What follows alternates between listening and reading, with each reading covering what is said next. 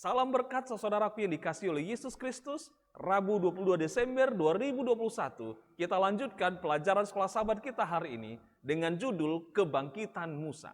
Mari kita berdoa. Bapa di surga, terima kasih untuk kebaikan Tuhan. Kami akan belajar kembali kisah hamba Tuhan yang setia, Musa yang dikasihi oleh Tuhan.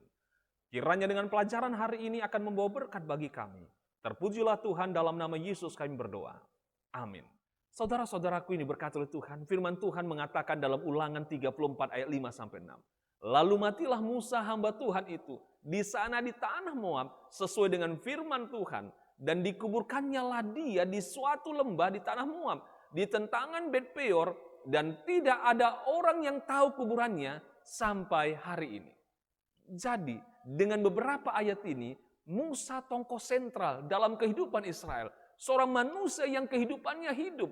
Bukan hanya dalam bangsa Israel, tetapi bahkan di dalam gereja dan di dalam sinagog saat ini. Musa meninggal dan dikuburkan. Orang-orang meratapinya, dan seperti itulah tentu saja prinsip dari kata-kata yang ada dalam kitab Wahyu diaplikasikan di sini. Berbahagialah orang-orang mati yang mati dalam Tuhan. Sejak sekarang ini, sungguh kata Roh, supaya mereka beroleh beristirahat dari jerih lelah mereka, karena segala perbuatan mereka menyertai mereka. Tertulis dalam Wahyu 14 ayat 13. Tetapi kematian Musa bukanlah pasal terakhir dalam cerita dari kehidupan Musa. Bacalah Yohanes 9, apa yang terjadi di sini dan bagaimana ayat ini menolong untuk menjelaskan kemunculan Musa di waktu kemudian di Perjanjian Baru. Walaupun kepada kita hanya diberikan sekilas, sungguh suatu pemandangan yang luar biasa yang digambarkan di sini. Mikael, Kristus sendiri berdebat dengan iblis hubungan dengan tubuh Musa. Bagaimanakah hal ini sampai jadi perdebatan? Tidak diragukan lagi bahwa Musa adalah seorang berdosa, dan benar, dosa terakhir yang diketahui adalah mengambil kemuliaan yang menjadi milik Allah, yang adalah dosa yang sama. Aku hendak naik mengatasi ketinggian awan-awan, hendak menyamai yang maha tinggi. Seperti tertulis dalam Yesaya 14 ayat 14. Yang membuat Lucifer dilemparkan dari surga, dari kedudukannya yang tertinggi.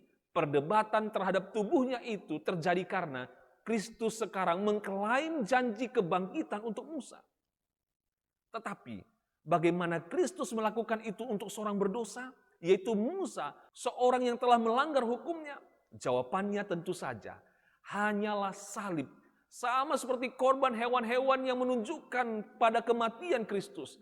Sangat jelas, Tuhan sekarang ketika melihat ke depan kepada salib, mengklaim tubuh Musa untuk dibangkitkan sebagai akibat dari dosa Musa telah berada di bawah kuasa setan. Di dalam jasadnya sendiri, dia adalah tawanan maut yang sah. Tetapi ia dibangkitkan kepada kehidupan yang kekal. Memegang haknya dalam nama penebus itu, Musa keluar dari kubur dengan kemuliaan dan naik bersama dengan yang melepaskannya ke kota Allah.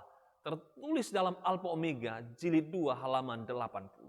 Saudara-saudaraku yang diberkati oleh Tuhan, bagaimana catatan tentang Musa ini menolong kita untuk mengerti akan kedalaman dari rencana keselamatan yang bahkan sebelum salib Musa telah dibangkitkan dan memperoleh kekekalan. Saudara-saudaraku diberkati oleh Tuhan, biarlah pelajaran hari ini akan menjadi berkat dan sukacita bagi kita. Mari kita akhiri pelajaran hari ini dengan kita berdoa. Terima kasih Bapa di surga, pelajaran yang berharga dan indah dari hamba Tuhan yang Kau kasihi Musa. Kiranya menjadi satu berkat yang luar biasa bagi kami. Bagaimana Allah sangat peduli dan mengasihi kami bagi keselamatan kami. Diberkatilah kiranya kami dalam kasih karunia-Mu. Diberkatilah kami kiranya di dalam damai sejahtera yang Tuhan karuniakan. Terima kasih Bapa, dalam nama Yesus Kristus kami berdoa dan mengucap syukur. Amin. Saudara-saudaraku diberkati oleh Tuhan, kita akan bertemu kembali untuk pelajaran pada esok hari. Biarlah kita tetap bersama-sama di dalam kasih dan berkat Tuhan.